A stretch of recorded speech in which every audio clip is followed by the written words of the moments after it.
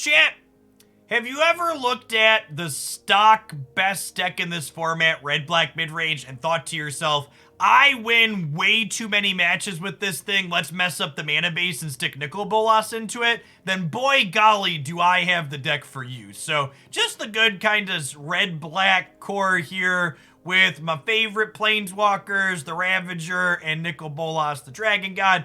We're leaning into the Planeswalker theme extra hard with some Valki, God of Lies here at the top end of the curve. Let's go ahead and dive on into some matches with this and see if we can get on the scoreboard today with a Grixis pile of cards and explore.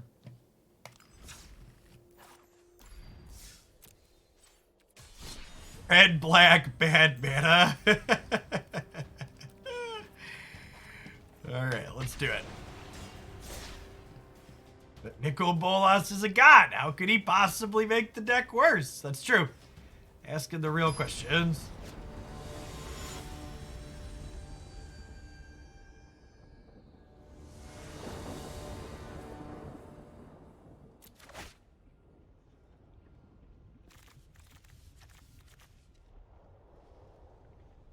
Got some tippity-tapped lands.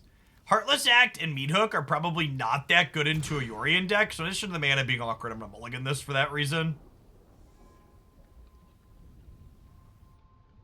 I'll bottom Meathook here. Hand needs a third land, but pretty good otherwise. If we find a third land, Fable helps us find a fourth.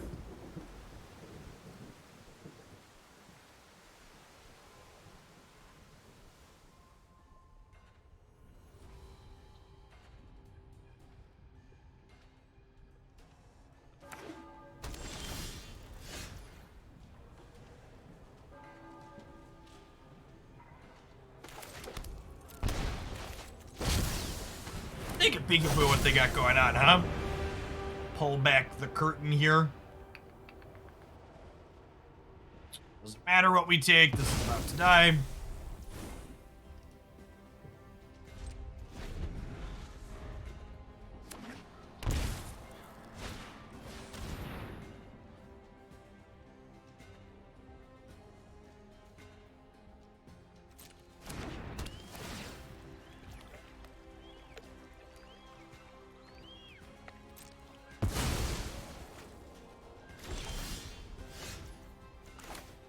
Well, that's better than missing our land drop, but it's definitely not ideal.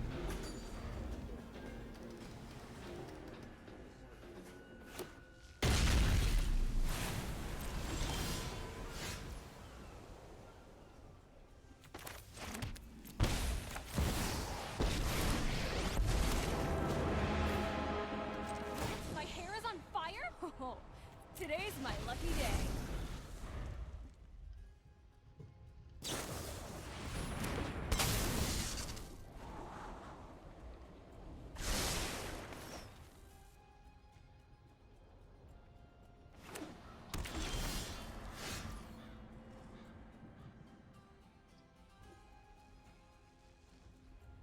I'm gonna plus Chandra and hit one of my 5s and feel bad about it, but it's definitely the right play to start on. Oh, this is Clearing a removal spell that's not great feels good, though. I don't really want to Fable into their Toll Spear, huh? So I think we start with Nikki B.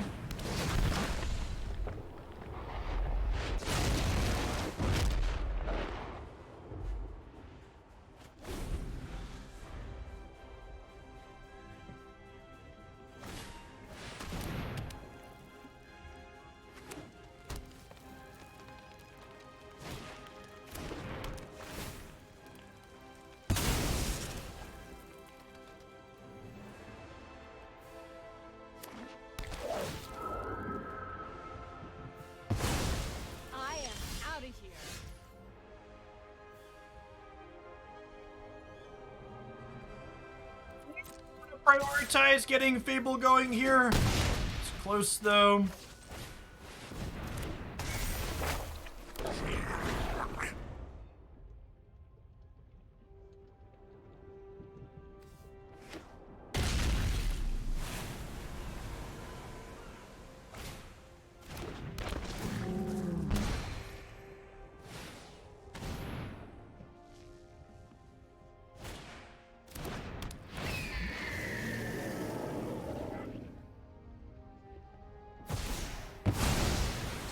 Hey, VGD, thank you for the 6 months in advance resub. That's a long time. I plan to be here. Thanks for keeping me around.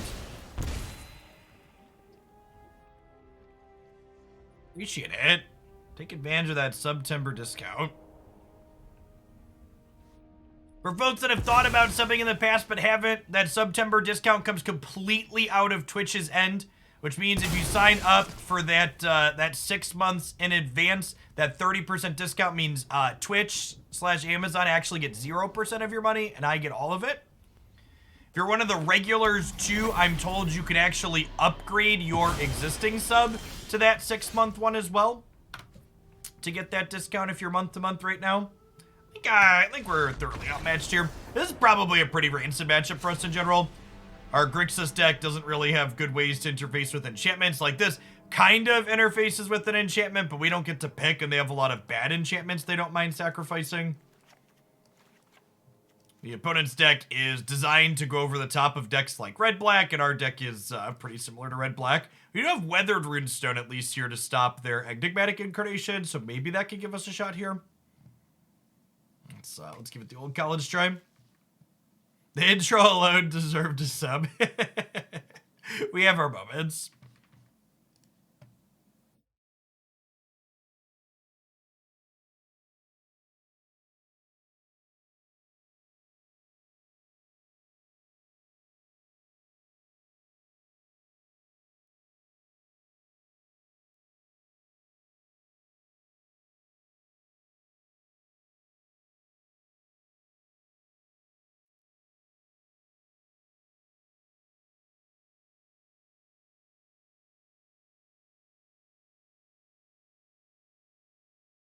Silence, appreciate it. Is there anything else to feel while playing Grixis? Grixis is like, we're gonna give it the old college try deck.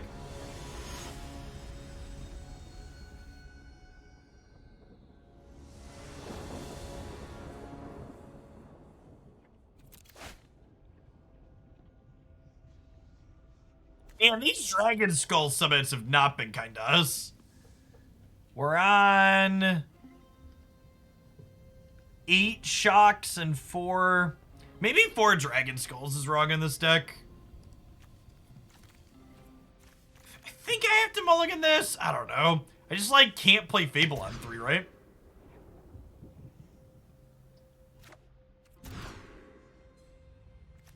I really don't think I want Pain Lands in my deck.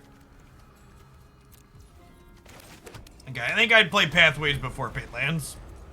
Hey, Lieb, 6 to 2 years. Welcome back.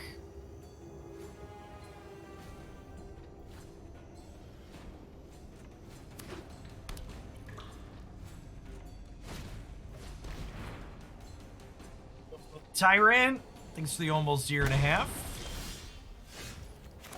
Magic is a skill-based game. Doo-da, doo-da. Magic is a skill-based game. Oh, the doo-da day. Do-do-do-do-do. Do-do-do-do-do. Bum bum bum bum bum bum bum bum ba-da-da-dum. Well, I mean, those were like 2 running best draws in a row, right? So if either of the top 2 cards of our deck are an untapped land, we get to Nicol Bolas next turn.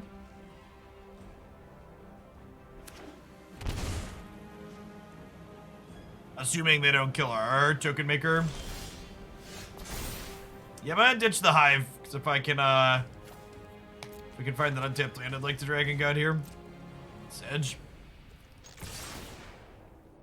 The Edge, well, we're running goods. Gotta stop at some point. We'll have Nikki B next turn at least. I assume they just have an Omen here. That's why they shocked in the blue. Nothing. They must have a counterspell then, huh? Was giving the tapped land a Blessing in Disguise? See, chat, our deck knew. Our deck gave us the tapped land because it knew nothing but bad was going to happen if we moved in there. Yeah, it could be a dispute. Maybe I'm just supposed to keep chilling. Yeah, I'm gonna keep chilling. They're probably on dispute and or veto, and we can play around dispute next turn, right?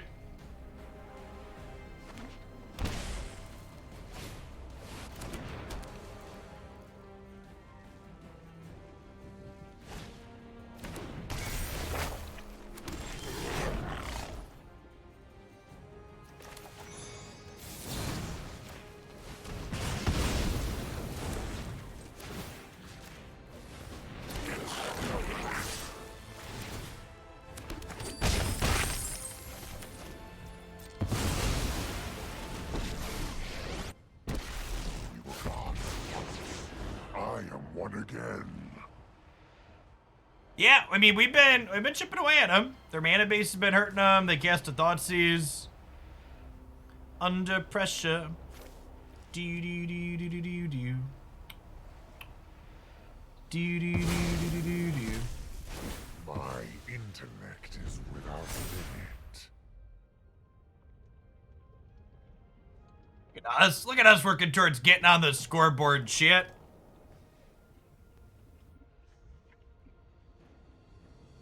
They do have a Yori in here that they get to draw. So they at least have that.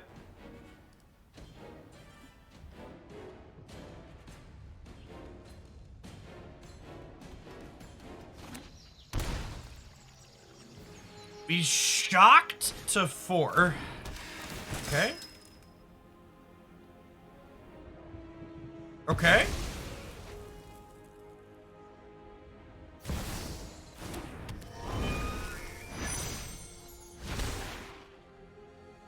But why did they shock to 4?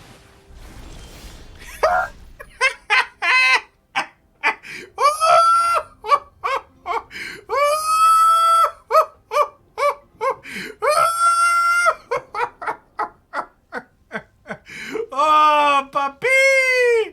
Oh, puppy! You wanna go, tough guy? This'll be easy.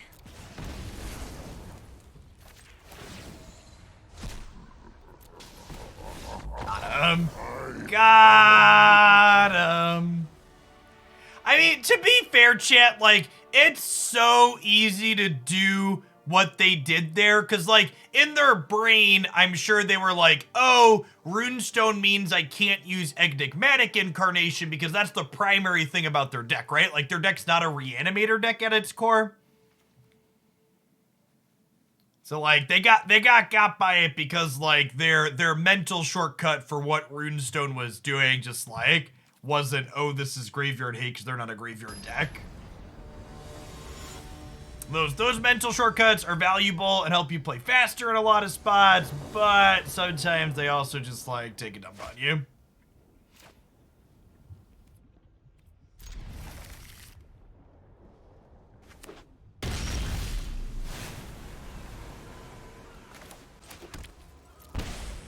Show me your secrets. I played this on 1 because in the event that they only had Omen as a card to take, I wanted to take it before they could cast it.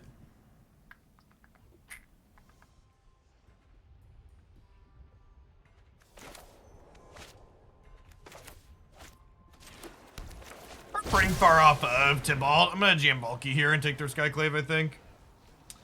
Although I guess I have Torch of Defiance. Maybe I am supposed to hold on to this. I go either way on that.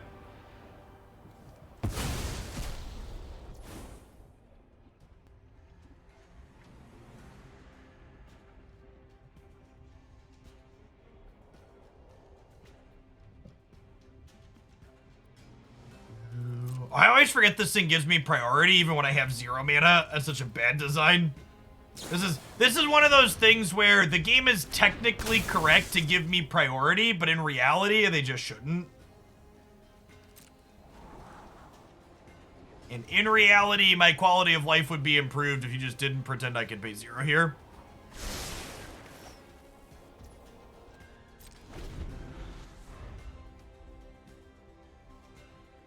We want to turn Valki into an Ornithopter. It should only give me priority if there's a 0 mana card under it already, right?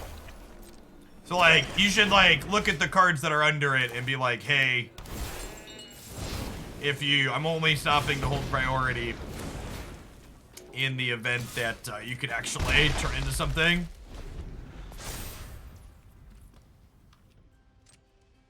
So, if you hit left shift plus enter, and this is a hotkey combination there's not a button for anywhere on the screen, it will automatically auto-pass even if I have priority. It's equivalent to pressing F6 on Magic Online, for people that are familiar with that client's interface.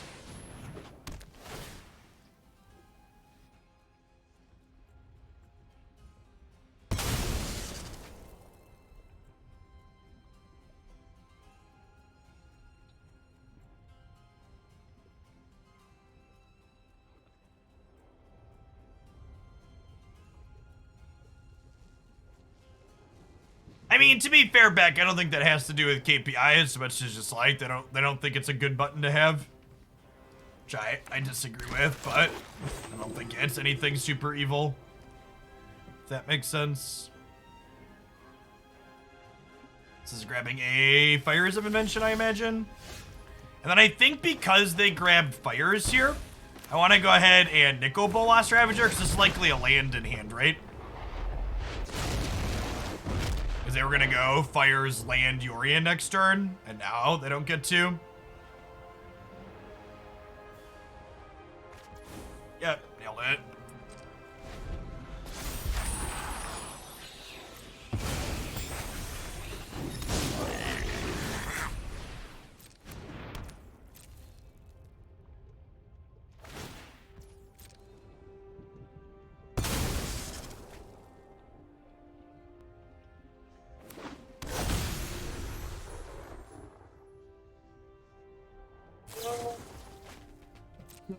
God, it's cracked.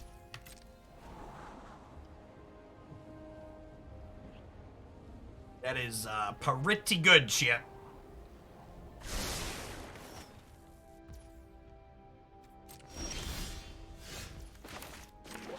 What a sicko. Sweet, sweet piece of technology for sure. Stop, drop, and roll won't help you, buddy. Won't help you, buddy. Listen here, buddy.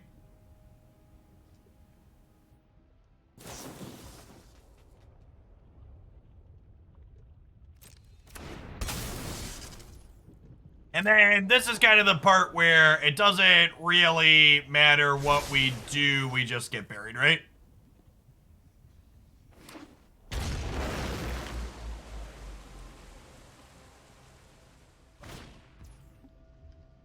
That was during their end step, Tumos.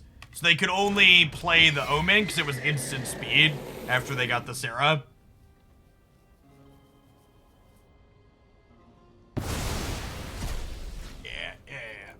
Or just stupid. Honestly, this is a matchup that we probably should have just conceded it in game 1. Very lucky to win game 2 there. I think the average game in that matchup's going to go like games 1 and 3 there. If you haven't seen the opponent's archetype before, it's very good. 5-color Fires Enigmatic Greed Pile. There is a video of it up on my Jeff Hoagland YouTube channel on the Explorer playlist on the front page. It absolutely devours red-black and red-black adjacent decks like what we're playing.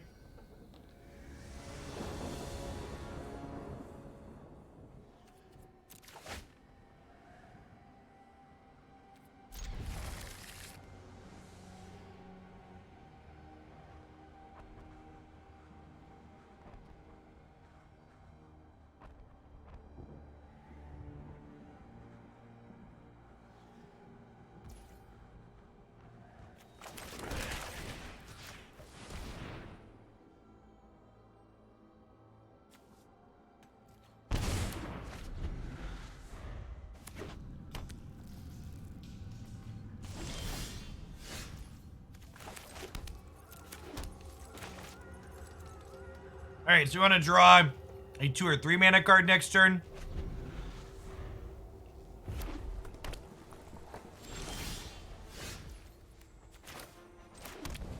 Stage, but at least that means we get to curve 4 into 5 here, which is great.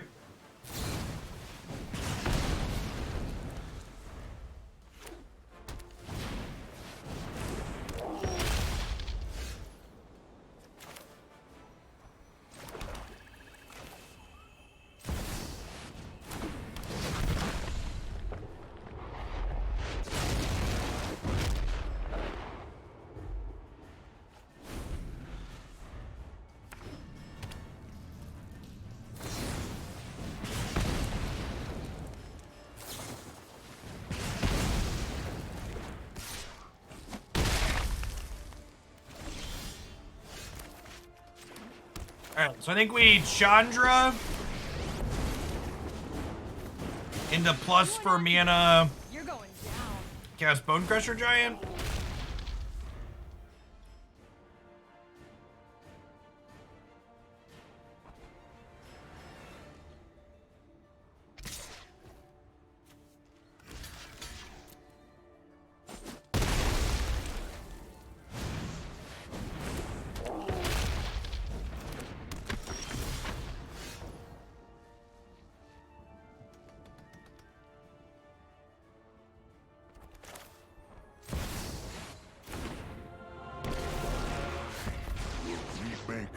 multiverse in my image.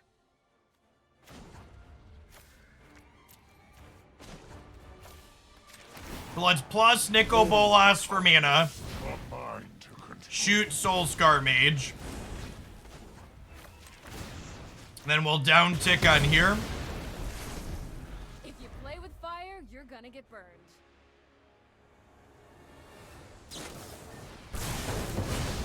I don't need this.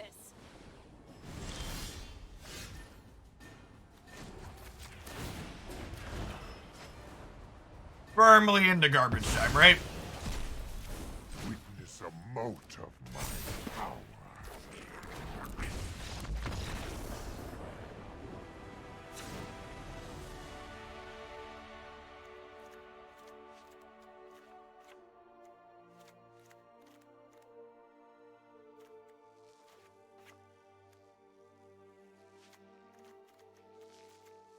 We trim Valki. A little slow and clunky. Made some extra cheap removal and a couple of sweepers.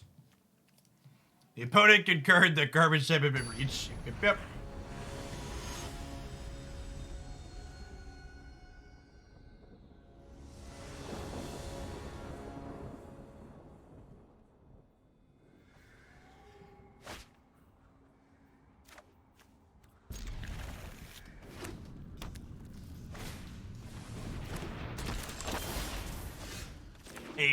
Thanks for the 19 months.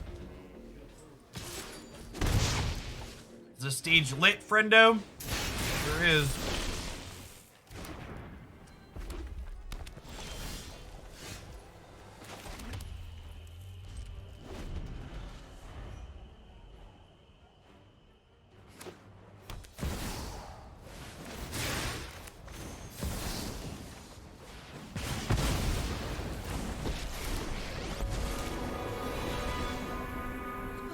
Hitting I've 2 never 3s crashed a off their wedding line up the like stage. this A pretty before. bad beat for the opponent.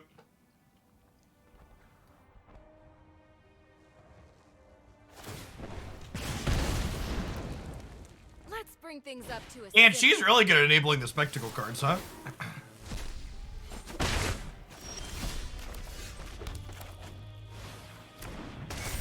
Like +1.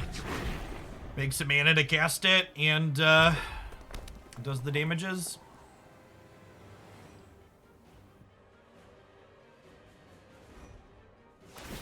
There are a lot of shocks in their deck. Who needs a plan? Just improvise. Black Lotus sleeve looks so good.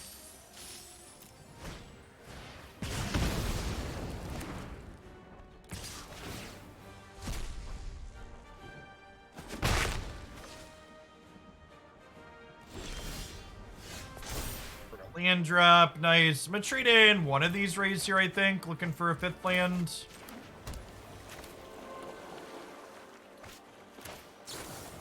Go ahead and ray this now, I think.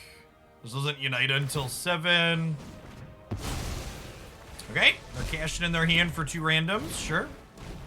2 for 2.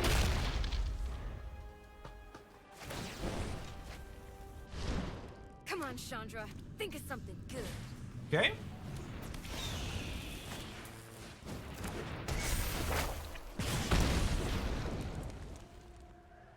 Is it better to kill the Beaumont during draw step? If I kill it during the draw step, they would have gotten to cast the removal spell on my Bonecrusher Giant, right? Which I think is not ideal.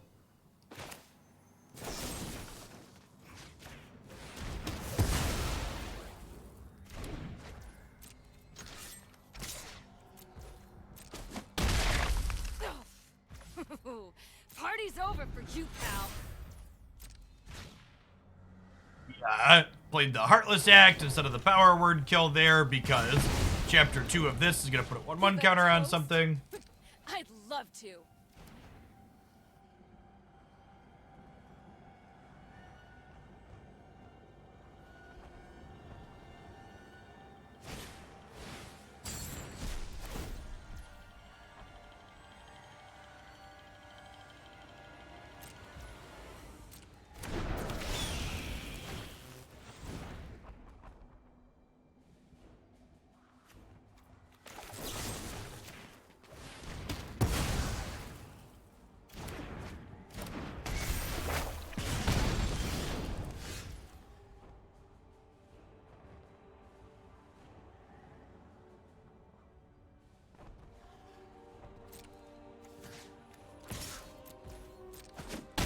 think I'm shocking here, right? Let's get my 5-drop on. I'm wiped out.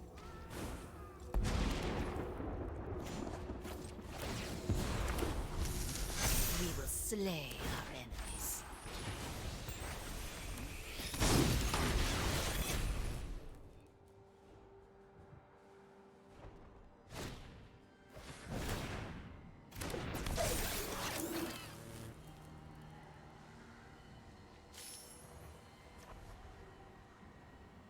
This Phoenix is gonna continue coming back here.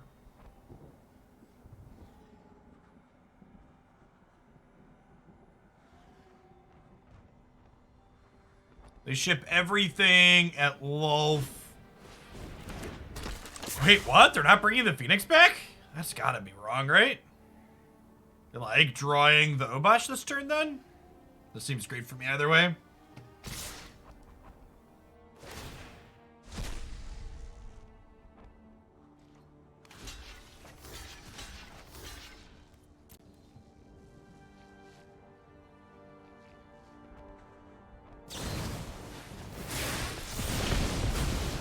You Sure. win this round, but I'll be waiting for you. This all seems good for us, right? I if you're interested.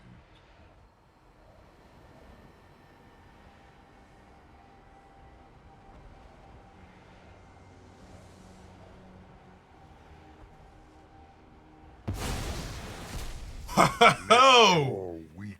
Alrighty then. Alright, pivot. Pivot.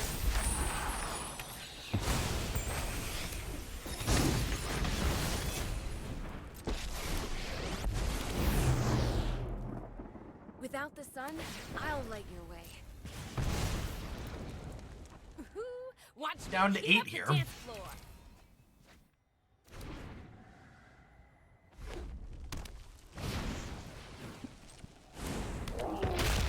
Whoa, they didn't skewer me? That seems so good for me.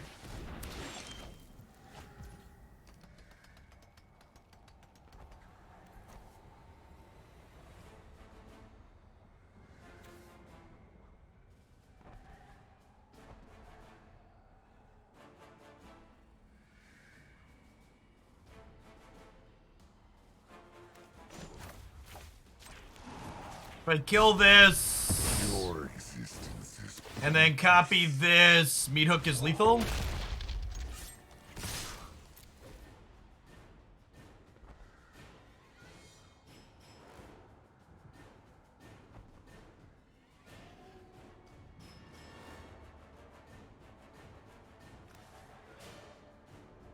I guess if they jump, Meathook's not lethal. Maybe I'm supposed to leave the 2-1 back as a blocker, so that way if they chump the 4-3.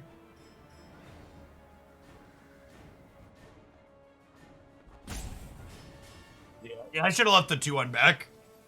Because I still would have killed them with the Meathook if they take 12.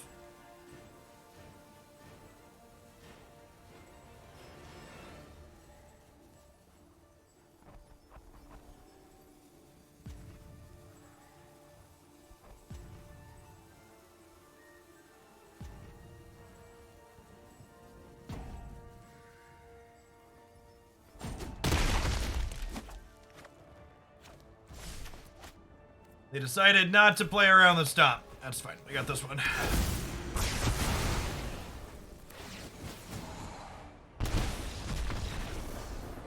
Yeah, I messed up there. I should have counted that they could jump. We were going to be 1 short if they jump blocked.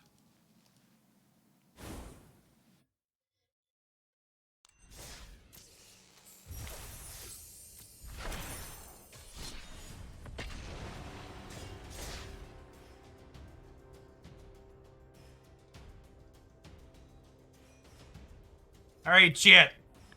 I don't want anybody to get too excited now, but we're on the scoreboard with the Grixis deck.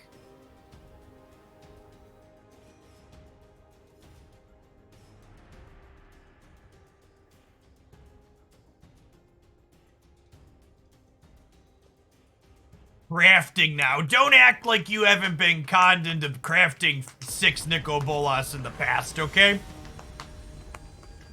Long time Hooglandia members get to build this one nice and easy.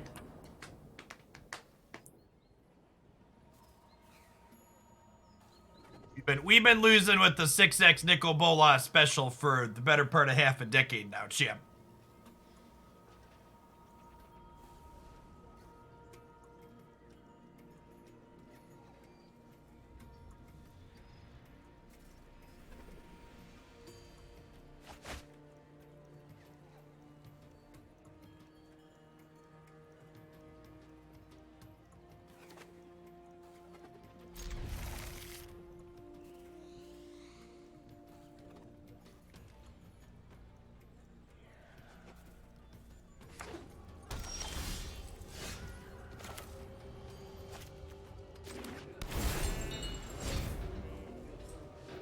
Tainted Pack is one we need to revisit for historic for sure.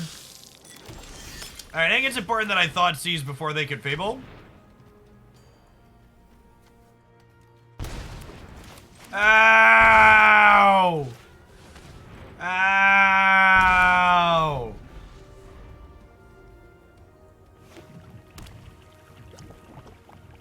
Watch some cast Fable here anyways.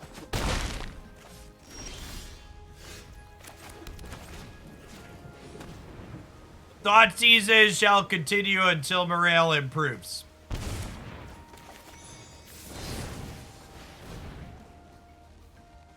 You know, down to 9, no big deal.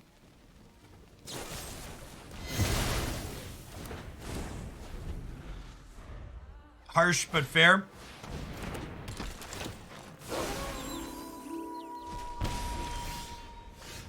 Big deal here. Bad sequencing on my part. If I'd have stopped that on their upkeep, they wouldn't have been able to Fatal Push and Graveyard Trespasser there. So it's my fault.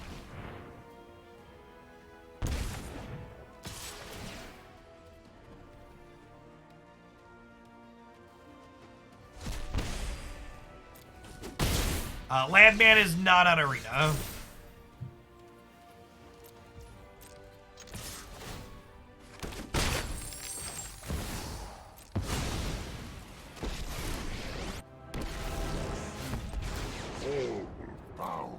Okay, so we're currently ahead, but we're also at 4, so we're in a little bit of a rocky territory for sure.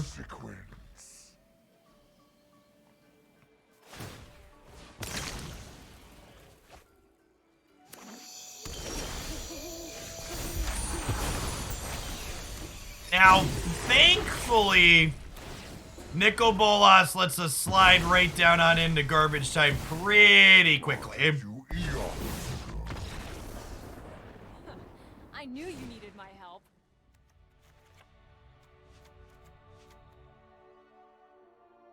Gut your discard spells in the Black Mirror matches, chat. They're not good here. Bring in some Invokes and some Planeswalkers and call it a day. And y'all were worried about how much we had Thoughtseize. Come on now. Your life total is a resource. I could have used 3 more points of it that game and still been fine.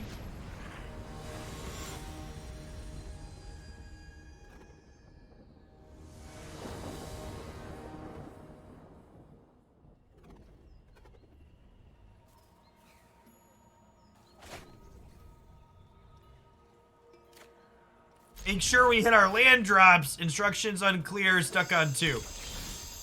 Oh my gosh, we drew a land. That's exciting.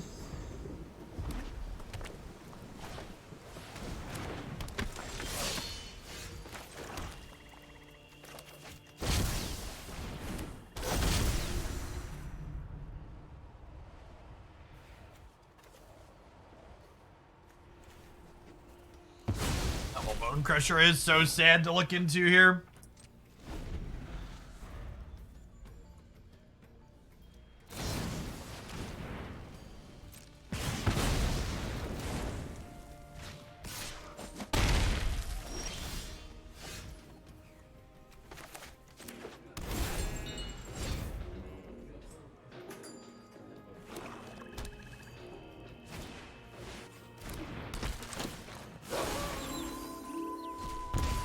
I'd like to draw a Bonecrusher Giant here so we can play Chandra plus her for mana and stomp the underdog.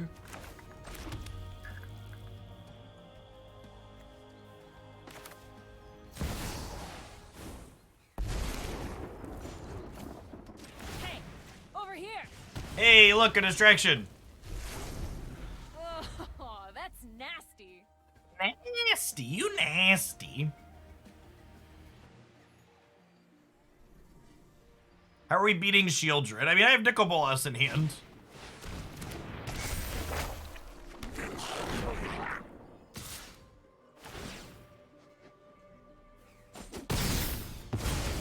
This was a waste of my time. Get this down, build the life total back up.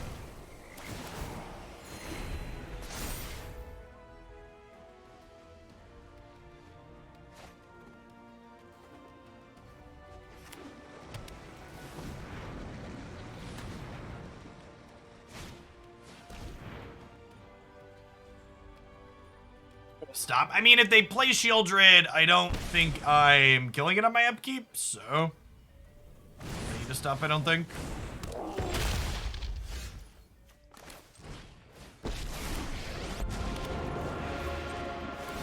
Envy the strong. Do what I demand.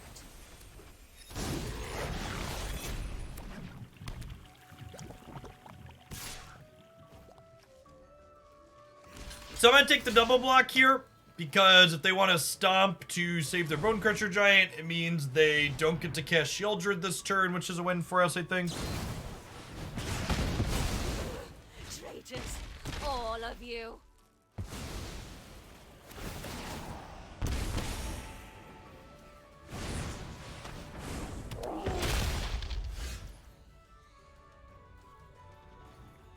Well, I mean, it was the right play last turn, right? Is it the right play this turn? Let me do this.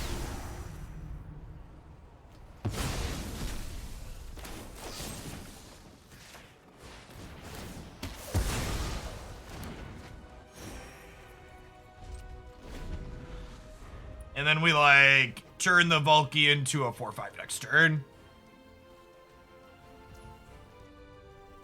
No blocks, go to 13.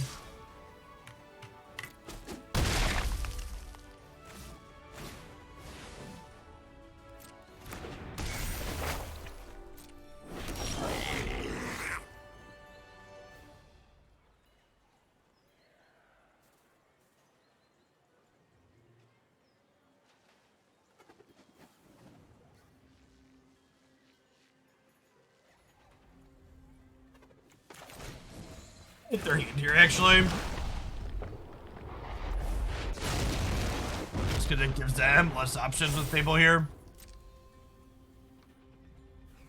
This does mean that this dies to a stomp this turn because I didn't level it up right away, but I think that's fine.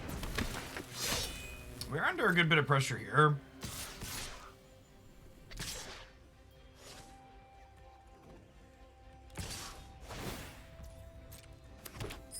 Elect to take 7. We're going to gain 2 off of this exchange.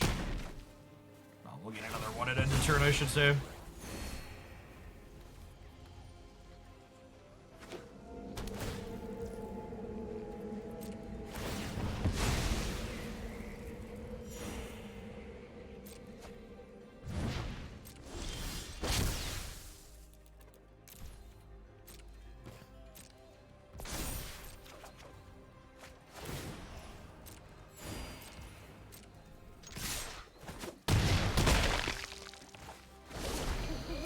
This is a little aggro, but I think I like it.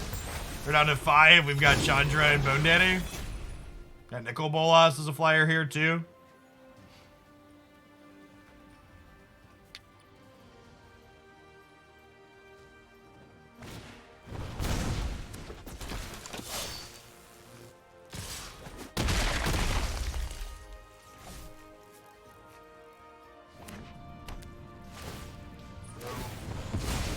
Dead.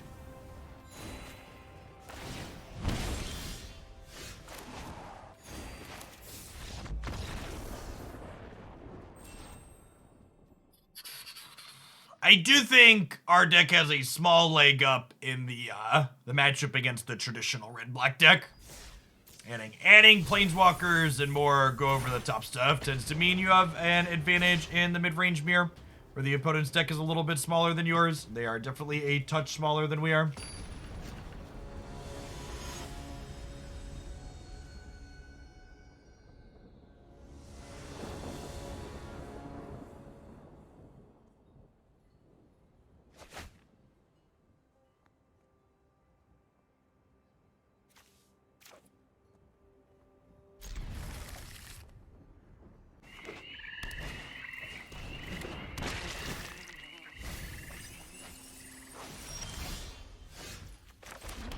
Rush to get blue mana into play. Our blue cards cost 4 and 5.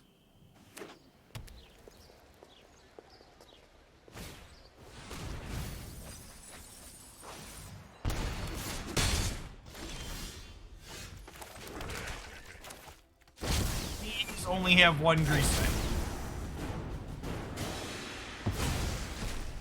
Okay, that's no Grease Fangs. We take those two.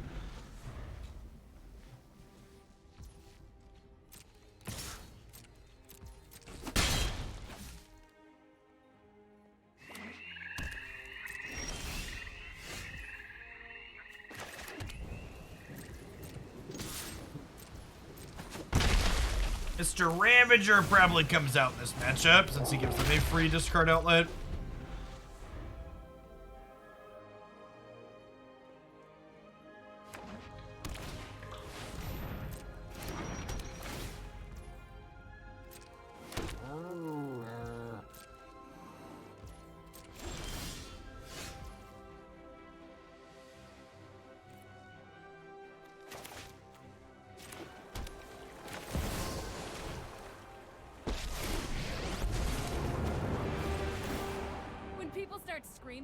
This will be easy. Not sure we have the means to close this game out before they eventually fumble into their combo. You have some solid graveyard hate in the post-board games. Do we Chandra a wolf so they can't crew? No, that's pretty disastrous for us. So they just like have any creature slim.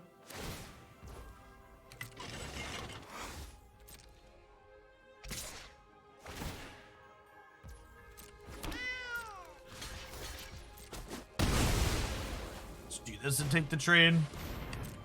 Hope to find a Meathook Massacre next turn in our 2 draws.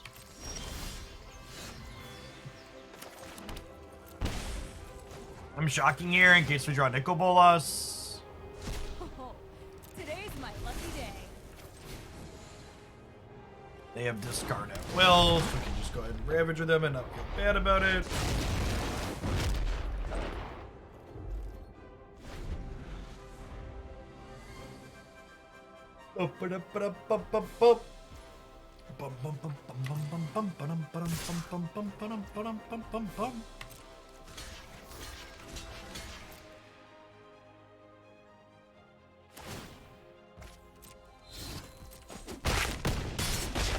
Planeswalker survives. This gives the M3 looks at a Grease Fang. I can't stay away.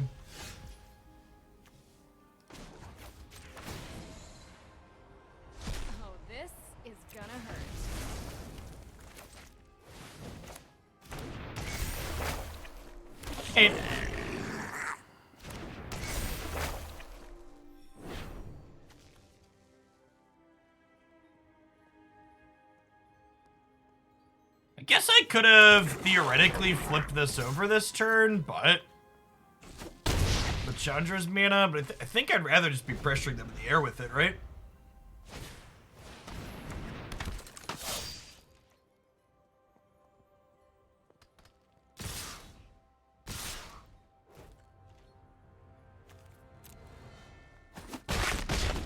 Really surprised they attacked with the Stitcher suppliers here.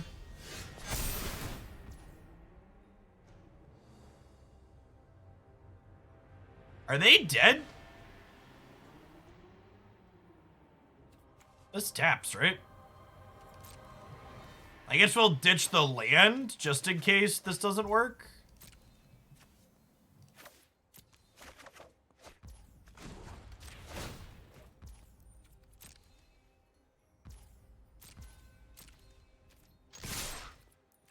I didn't think we were gonna have what we needed to get across this game, but looks like their overly aggressive attack with the citrus suppliers is gonna do it. Like, not only do they want the suppliers back to get to mill if they block, but you just need blockers to not die in this instance. Getting game one here is huge. We certainly get better post-board than they do. They bring in some very specific targeted hate. Some sweepers.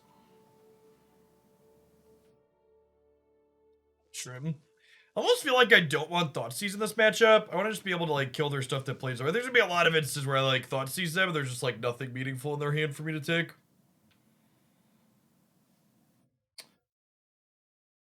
You split the difference on Meathooks and Angers. Try this. What's going on, Washington? Washington? I'm glad you're enjoying the YouTube stuff. Thanks for hanging out for 34 months. Wouldn't be able to be here without folks like you. Appreciate you keeping me around.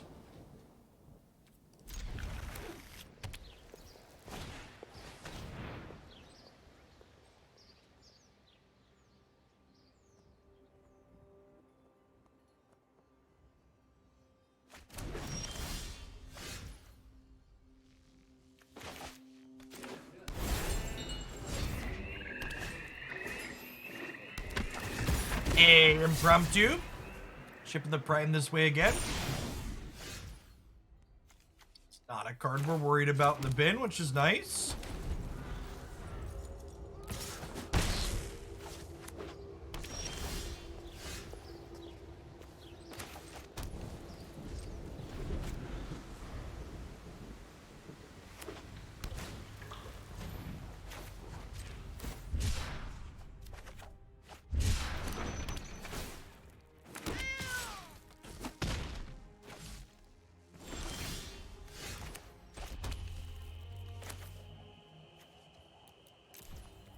Hey, Shep, thanks for the 19 months. If you're in the market for other card games while you're out of Magic, Marvel Snap hits global release next month on the 18th. It's really quite excellent at being able to sneak in games here and there with their 3 to 5 minute game timer.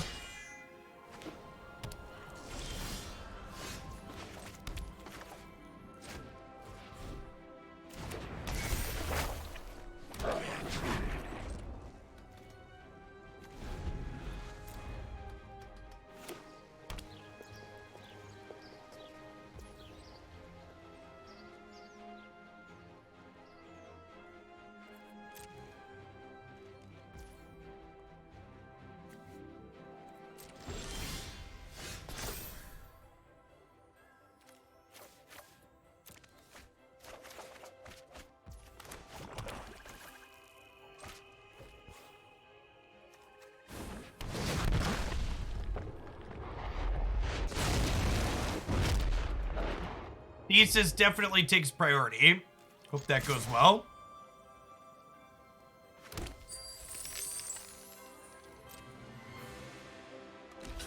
I reassessed on cutting Nicol because we just need ways to kill them. We can't give them infinite time.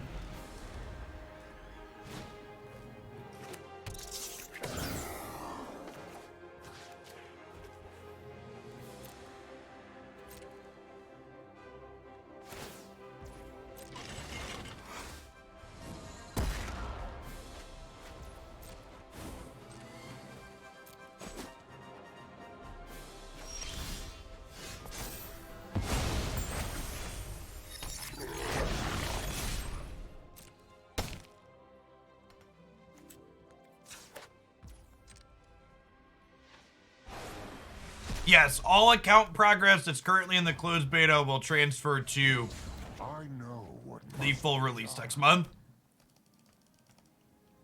Yeah, it's been between like 2.5 and 3 hours that the audio starts to get funky like it did.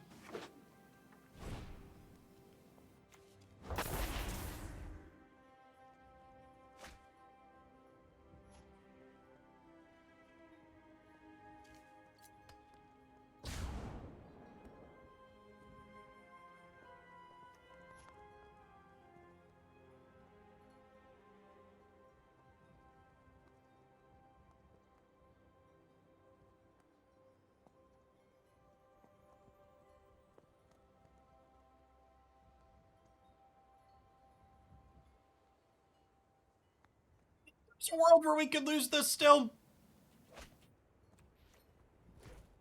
They draw a rat next turn, the Perihelion hits us.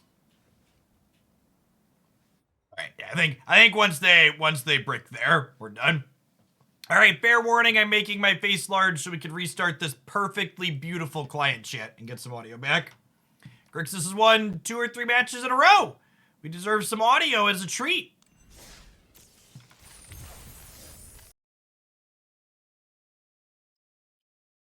You get to see my wonderful Pokemon collection behind me, chat.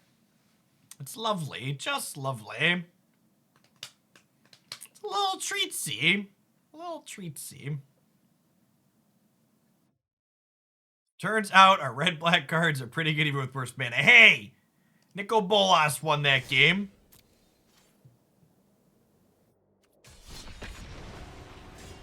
Yeah, Arcanium was solid review. If you like deck drafting games like that, okay, that's one of the better ones I've played in recent memory.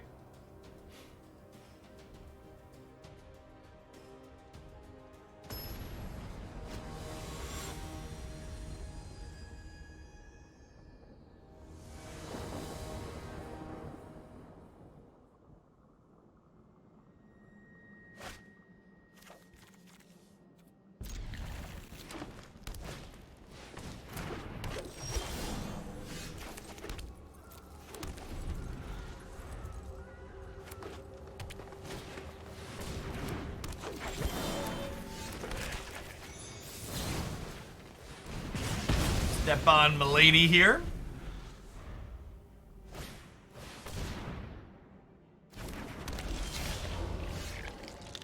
You do get free mobile games if you're a part of Netflix. Accurate.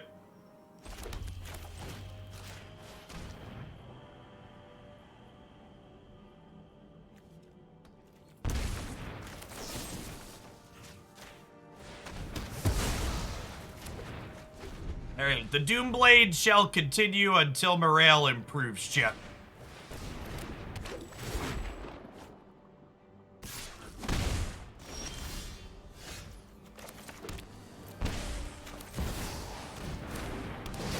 What's going on, Ken X? Thanks for almost 3.5 years.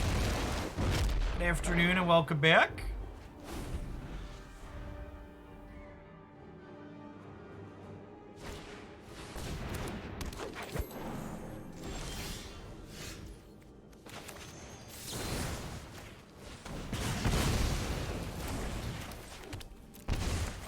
Keep stepping on our little green friends here while we attack.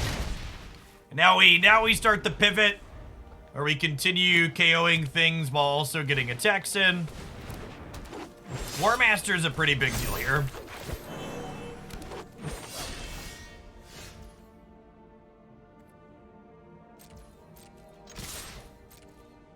Attack with these and see how they block. They do not.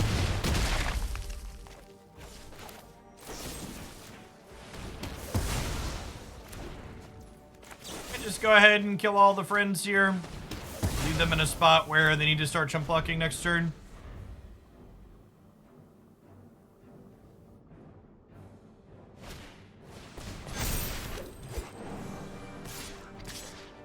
And even play a sweeper this game, chat. Just play a bunch of Doomblades.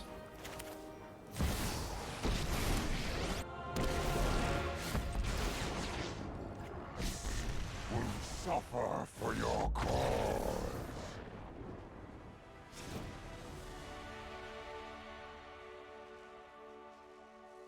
In an earlier stream, you were talking about how everything Wizards has given you is on that shelf, and I thought it was missing a secret layer print, but then I remembered that Ryan actually sent that to you, not Watsy.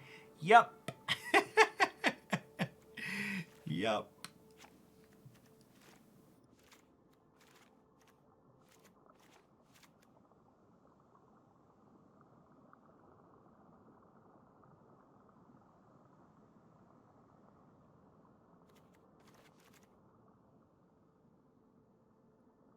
I guess this turns off Collecting Company, right? None of these other cards are super exciting. Let's do that. I think I'm probably not a good crossover producer for something like that with Tolarian Physicist. I've done like some deck techs and stuff with him in the past, but the shuffle up and play is appealing like directly to paper players, and I've annoyed a lot of that audience at various points over my career saying things they didn't want to hear.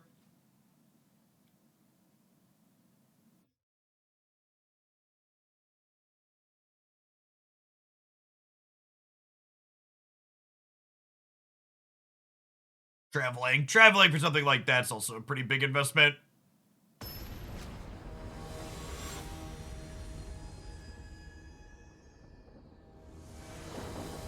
What's going on, Jared? Thanks for the 1.5 years. Welcome back.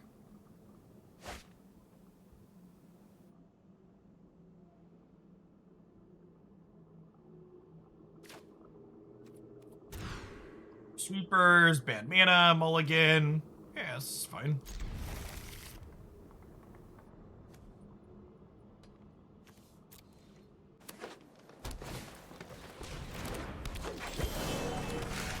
We just always want to kill their accelerant on one, even with the sweeper in hand. That's what I like, stunt their development.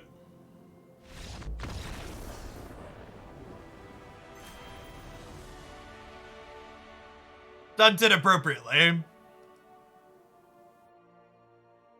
mean, I enjoy shuffling cards, chat.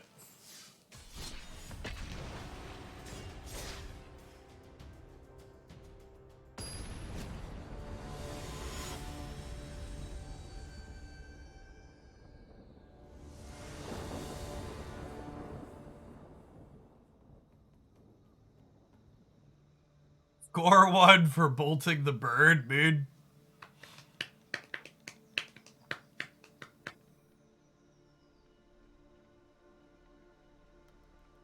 There was a Pro Tour over the weekend, right, chat? Did anybody watch that? How did that go? It was Draft and Alchemy, I think.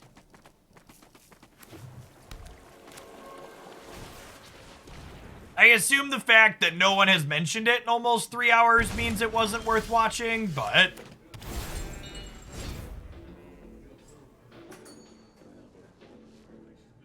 There's a Rakdos mirror match in the Alchemy Finals. Oof. Oof.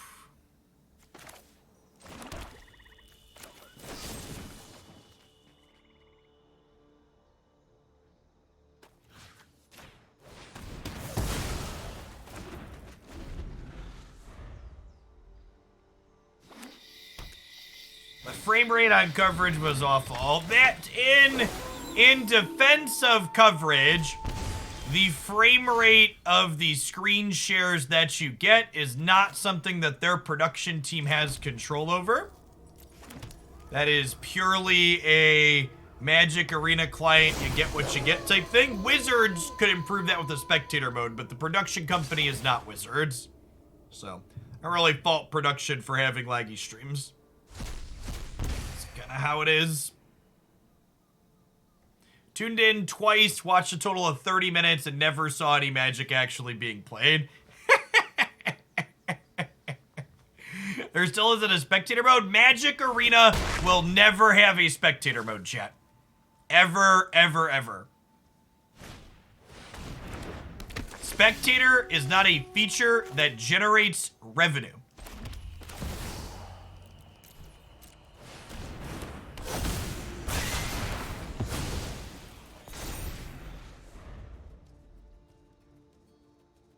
The lack of magic being shown on the stream is the production company's fault, though. Having adequate amounts of actual content from your players that are playing is something they have control over. That is more than fair to leverage criticism over.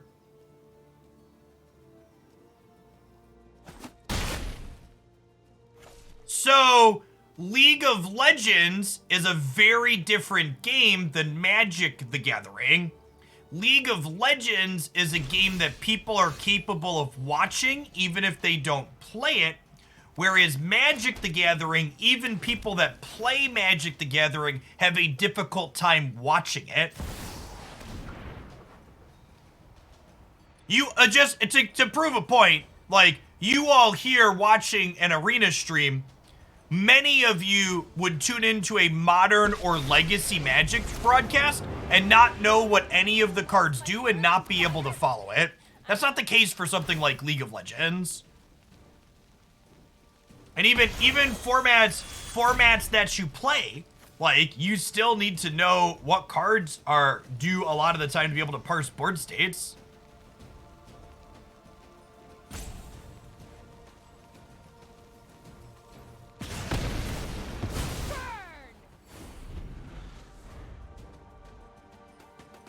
You want my post whatever you want to call it hot take. I think even if everything had been perfectly executed with regards to the Magic Pro League, the MPL, it still would have been an abject failure because Magic the Gathering is not a spectator game. And that's not even limited to Magic the Gathering. That's true of basically every card game. Am I hooking here or am I Nicol Bolasing? I think I'm Nicol Bolasing and letting Chandra die. Let's start with a plus here and see what they do. This'll be easy.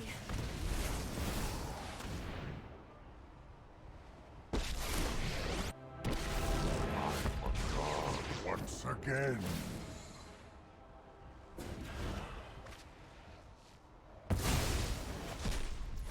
Witness a mote of my power. I could have done both with double Chandra mana. Yeah, I guess I would have made red and then I could have had black. Yeah, that's fair.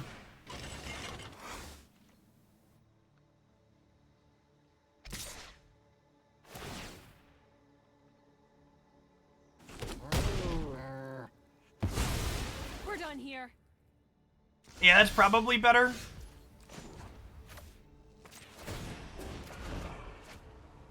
Am I supposed to down tick here so I can Shatterskull 2 and then kill the other with that? Hopefully they just don't have a creature to crew the chariot this turn.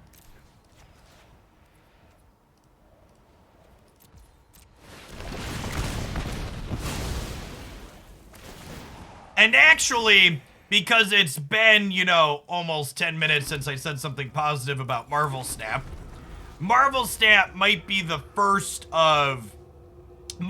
closest thing to a watchable card game. And even that's probably going to struggle. And I say that because the visual of the things in the center of your screen just hitting the biggest number at them goes a long way in accomplishing that, I think.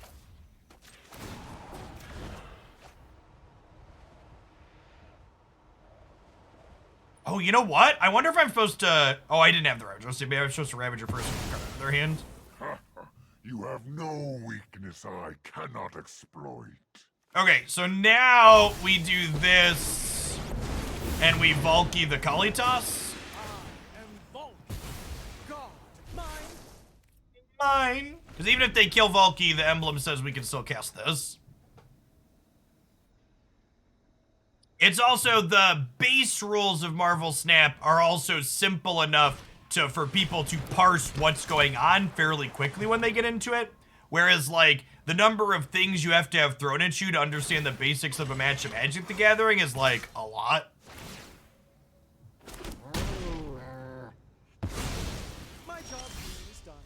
Well, so, again, just to kind of challenge what you've said there, DK Wild, I didn't say Magic is a bad tournament game. I actually think the opposite. I think Magic the Gathering as a product is a really good tournament product because Magic is a game that's high variance and anybody can show up to any tournament and have a chance to win it. I think Magic is a phenomenal game to host tournaments for. What I said was Magic is a core game to have as a spectator event. Those two things are separate.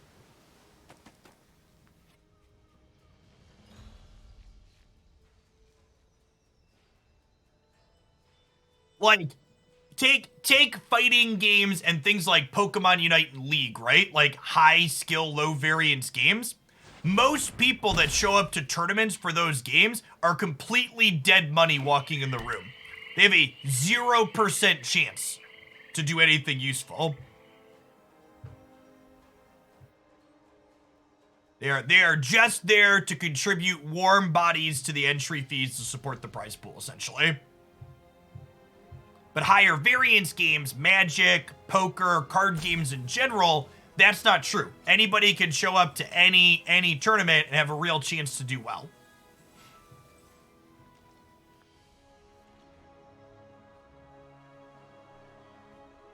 You get good or you go home.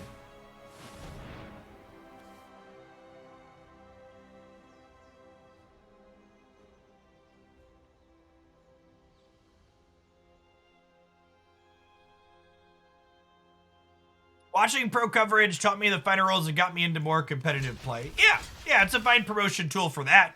Like, Magic coverage is good for appealing to your already fairly...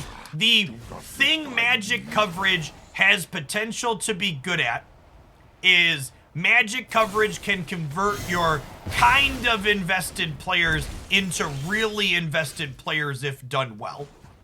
What it doesn't do, however, is bring in outside new players because the coverage is just so inaccessible even when done well.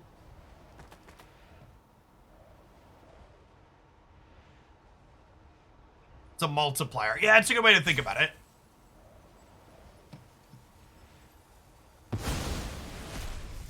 My intellect is without limit.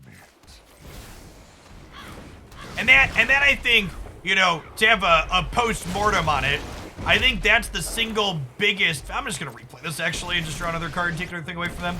I think that was the single biggest reason or mistake the MPL made is the MPL, when it was released, it was trying to get people to care about something that people just didn't want to care about, right?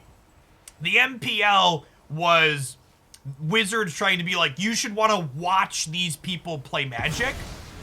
And that's just not the type of game Magic is. Nobody, like, it's just hard. And past all of that, you know, I also think it's hard to sell people as good players when I can sit down across from someone like, you know, the person who's made the most money playing Magic lifetime and have a good chance to beat them, right?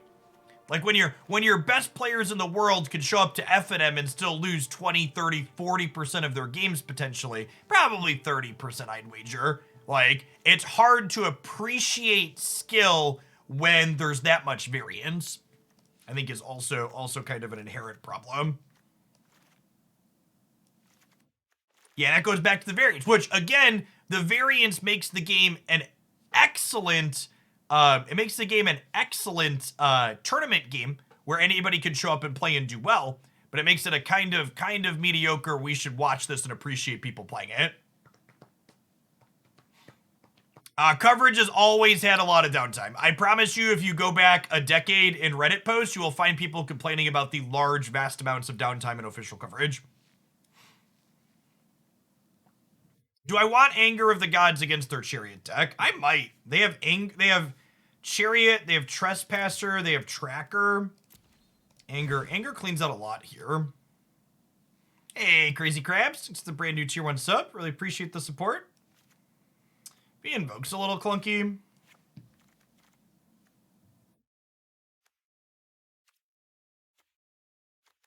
Like a Bonecrusher. Let's give this a go.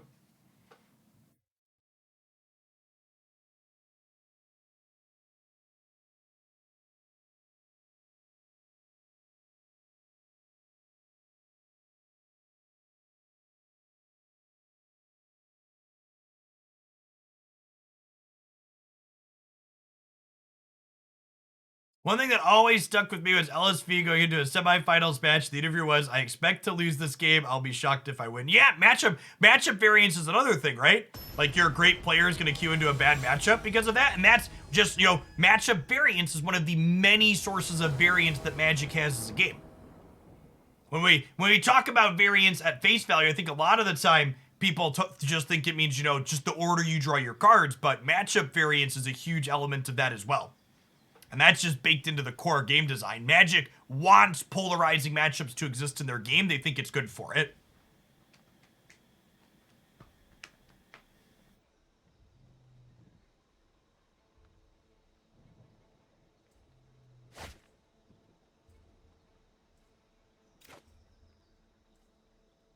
I used to watch a lot of coverage, but I promise if you look at a Star City event from when you were touring, there's a big difference. Star City's different. I'm talking about official Magic the Gathering coverage. Star City Games was a third-party tournament organizer, and we are talking specifically about Magic's official events. It's like comparing the Magic event that happened and saying, Jeff, they had more downtime than your Hoaglandia Opens. Well, yeah, I had different goals for my Hoaglandia Opens.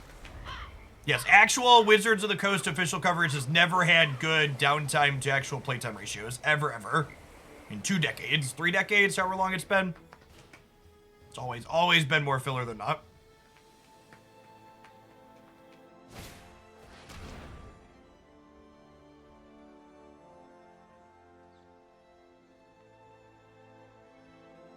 Yeah, Crazy Crabs. And like I said, I think that's the thing that Magic coverage is good for.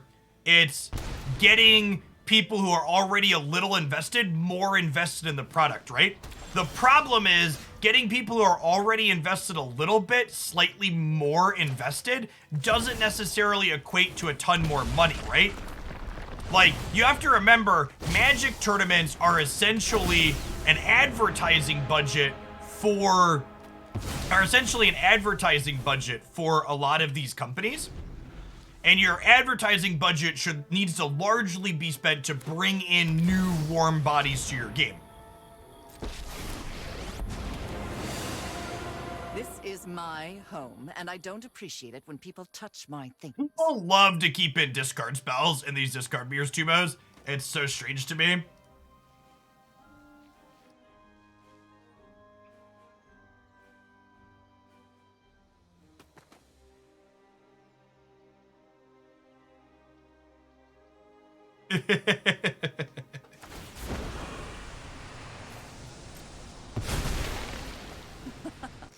Haven't you ever heard of personal space? Well, if we find a land next turn, maybe we got a shot. We're gonna start by discarding our expensive cards.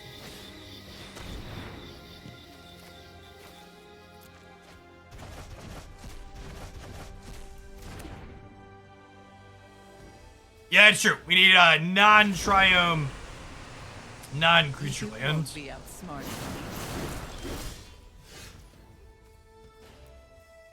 That's good enough to go to game 3 here.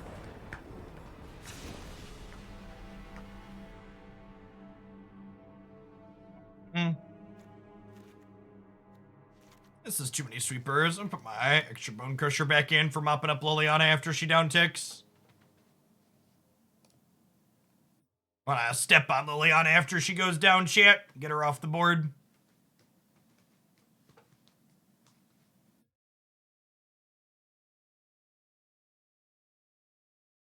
Back it up, pack it in. On the play, we will win.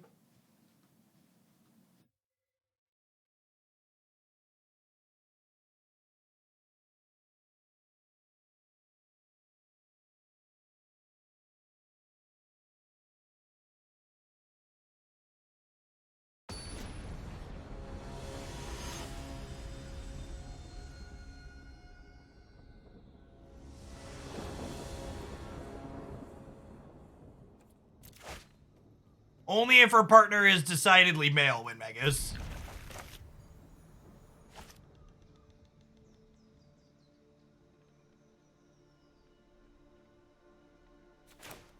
Hand sucks, keep.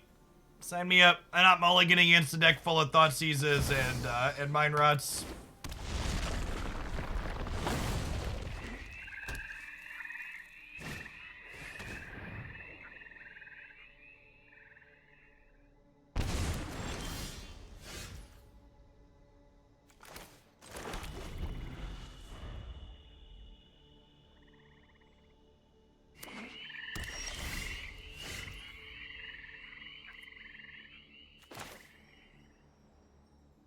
Oh, I keep forgetting we made a Vegemite scene. We'll have to roll that after this game.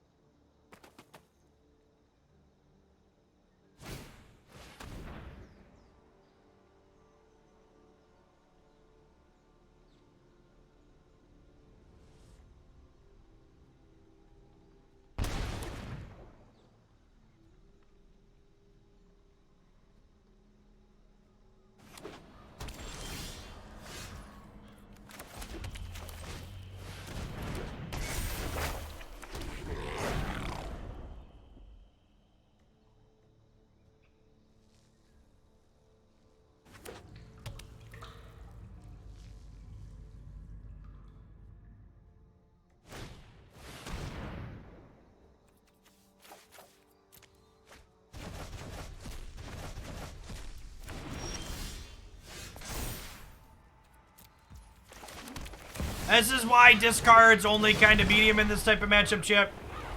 Let's get completely empty-handed here, so all of their go blanks and whatnot are blank cards from here. We've got some things in play on the board. Let's get them under pressure. We have a 5-drop? That's pretty good.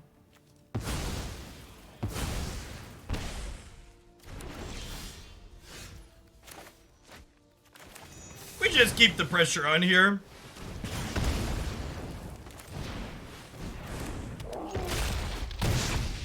Hopefully their hands full of Thoughtseizes and go blanks.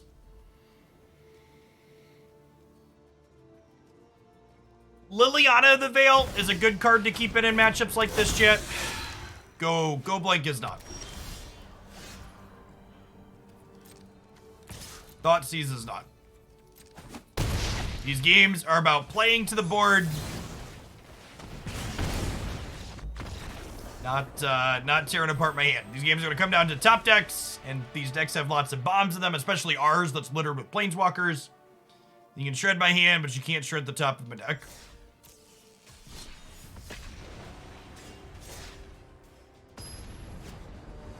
Get Eldrained. When in doubt, Eldrain them out. Chat, I don't want to... Okay. Earmuffs if you have limited wild cards, chat. Earmuffs, this is your warning. Okay, for everybody else that's still listening, we are 5-1 with Grixis this afternoon. I'm just putting it out there, okay?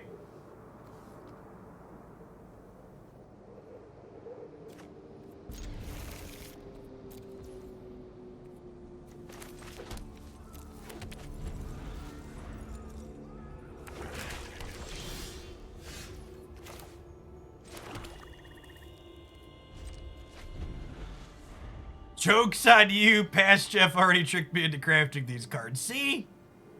See, just stay here, chat. You'll eventually have it all. What's not to love?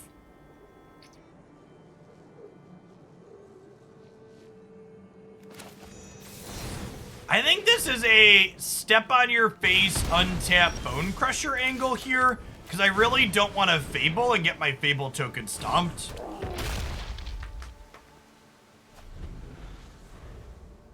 Whereas if we play Bone Daddy here, they don't have anything to stop profitably.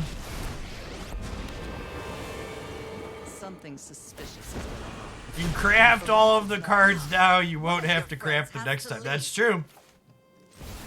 Liliana does seem quite smashing to me. Sorry, I'm not interested in dying today.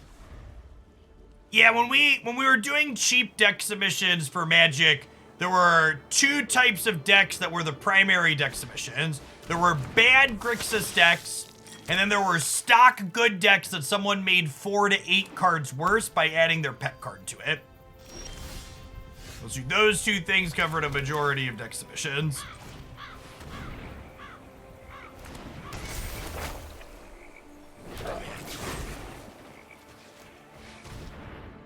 I feel attacked. You should.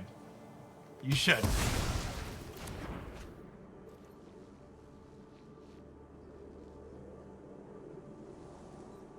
Alright, we have a Fable on board, but they have 4 more cards in hand than we do. It's definitely a little bit behind at the moment.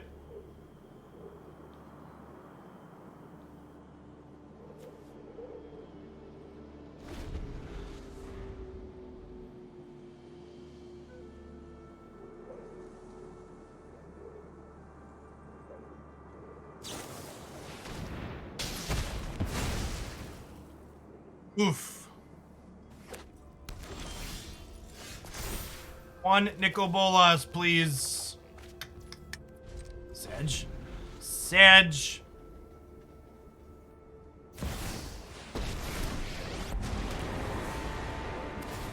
Under my watch, neither vampire. I wish I had a list of all the decks I've submitted. I could delete the email column and publish. Have I cleaned the spreadsheet out? I forget how many years the spreadsheet goes back. I have a Google Drive that logs all the submissions, but I think I might have cleared it out at a couple of points. You and I are gonna take them out. Oh, this is gonna hurt.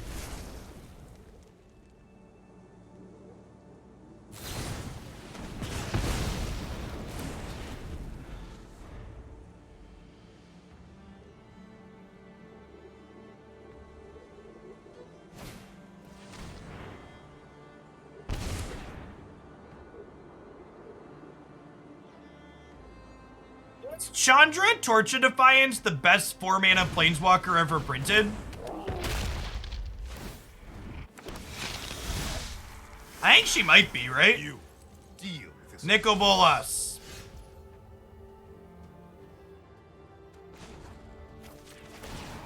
I think she's better than Mind Sculptor. Up. You're going down.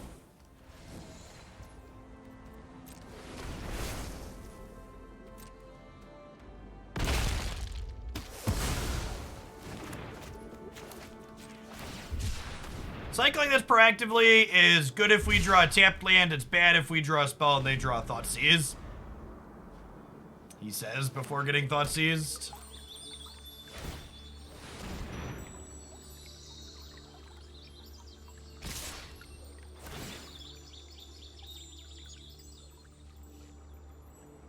I can't wait for Ally of Zendikar to be on Arena. Fire.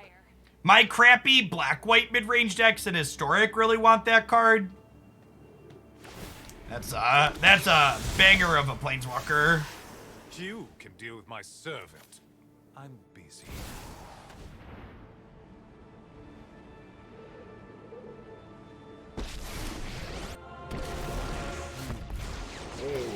Bow before Nicol Bolas.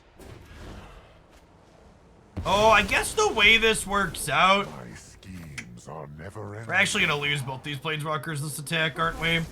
They have to clear their Sorin, and then Meathook clears their vampires, but then they have a castle and a hive versus our Meathook. One more. So we're definitely behind here.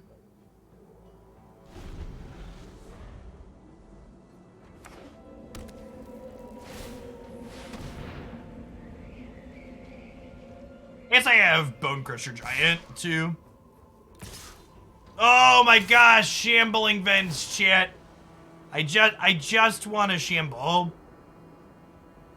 Yeah, but Kaya from Conspiracy's not, like, super powerful. She's just, like, a neat design. It's over when I say it's over.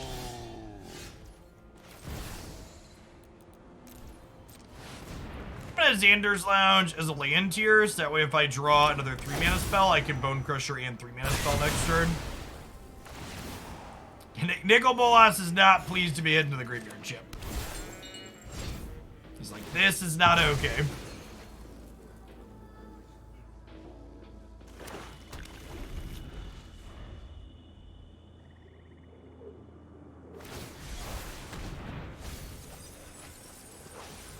To grab their Sorin back here.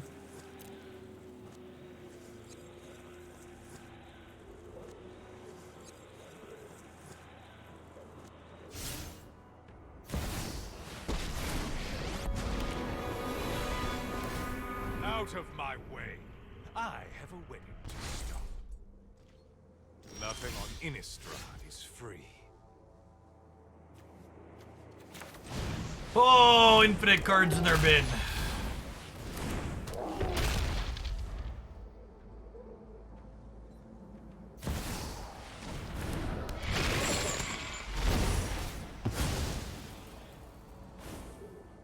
$15 here from this Croxa. God, let them trigger Revolt for their Fatal Push.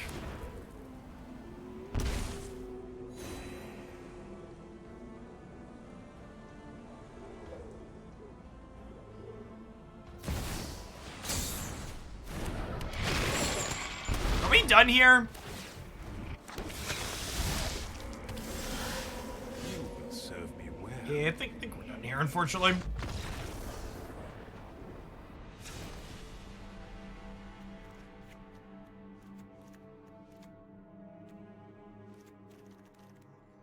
Cut the Thoughtseizes, bring in the top end, run it.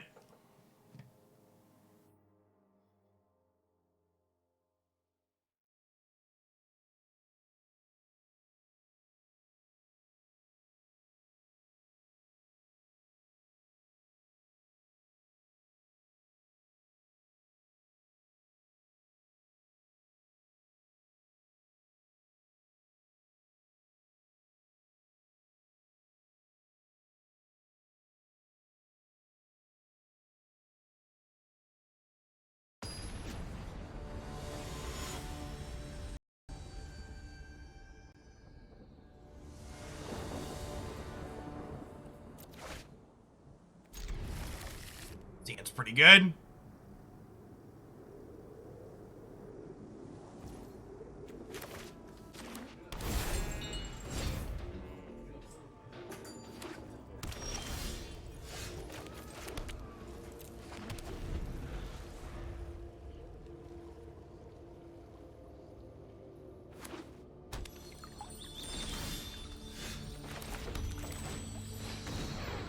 New follows this afternoon. Welcome to the folks coming into Hoaglandia for the first time. If you're new to the channel, my name is Jeff Hoagland. I stream full-time here on Twitch and YouTube and other places doing Magic and other card and strategy games.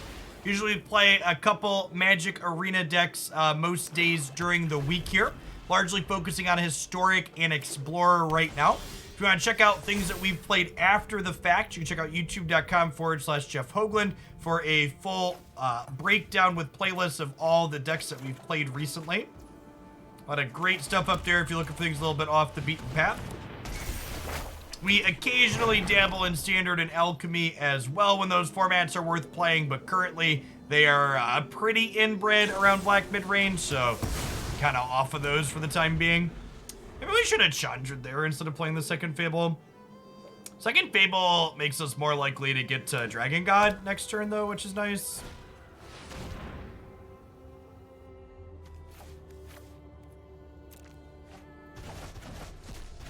I'm gonna greed here.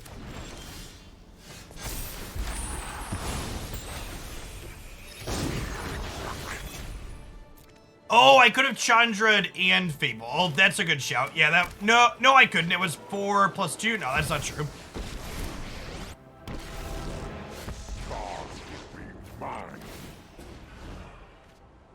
I think I'd put Chandra at the top, honestly.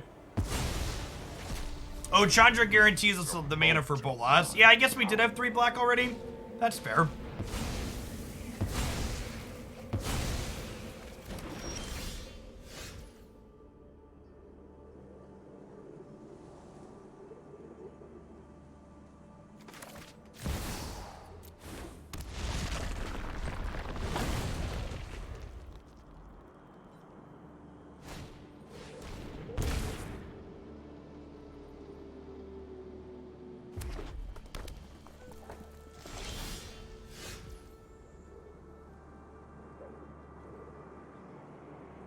I mean, that's a good top deck, I guess, but still.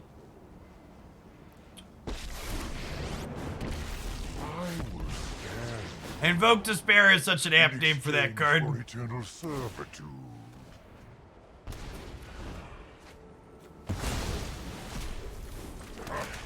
You have no weakness I cannot exploit.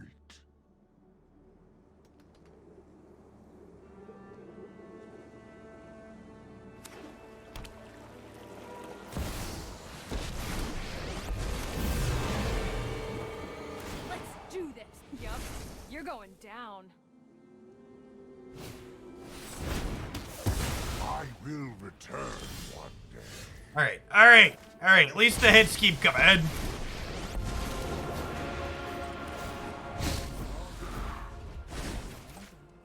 Let's play a little game. This'll be easy. Holy crap, they hit a brick.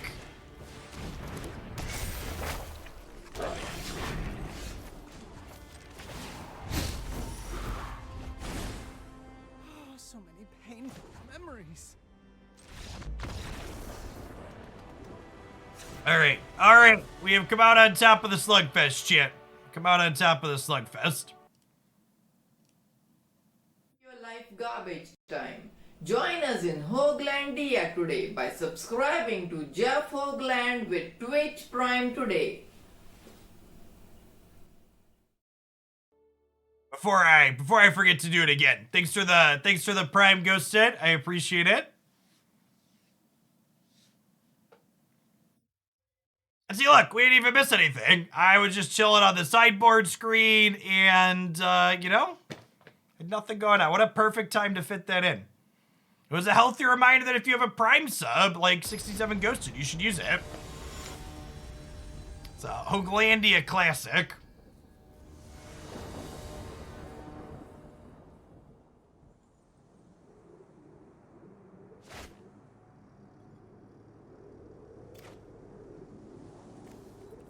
That was a $5 higher from like forever ago. One of my buddies commissioned that like 4 or 5 years ago. We were reminiscing about the good old days because Tumos hit their 85-month resubscription this month. I went digging and found the video file and a backup I had.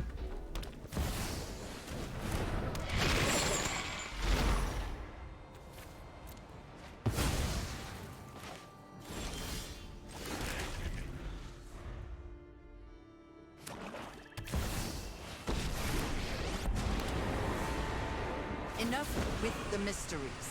I'm tired of your secrets. I mean, chat, sometimes the post-board discard spells end up being very reasonable. If you hit all of your post-board discard spells in the first 4 turns, they're very fine. They're only bad when you draw them on turns like 6, 7, and 8 when you need to be playing to the board.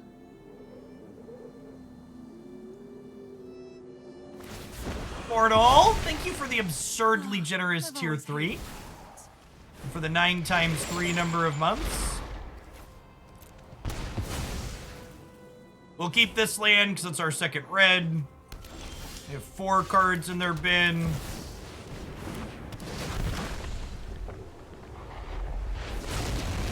Let's see if we can dodge a removal spell, we can dodge a ball.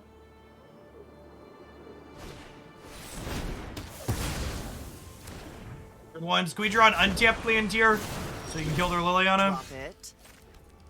Now, unfortunately, killing the Liliana means they still get to escape Croxa this turn because they happen to draw 2 Croxas this game, which sucks. It's no fun when they hit back. Now we need to draw like our 3rd Nicol Bolas here. Or like a Heartless Act or whatever.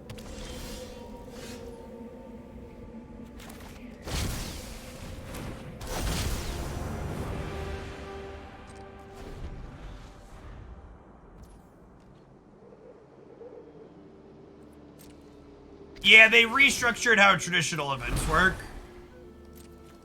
You can use traditional events to qualify for the monthly tournaments now.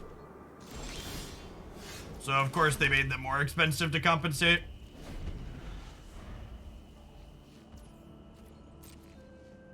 Alright, dead to Doomblade.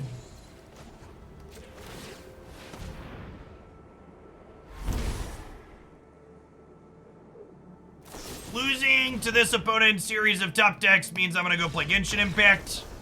We'll be back tomorrow with some more Magic the Gathering, but I've hit my, my variance limit threshold for today. Grixis deck is fine. Not going to break the format by any means, but perfectly capable of winning matches if you're into casting Nicol Bolas' champ.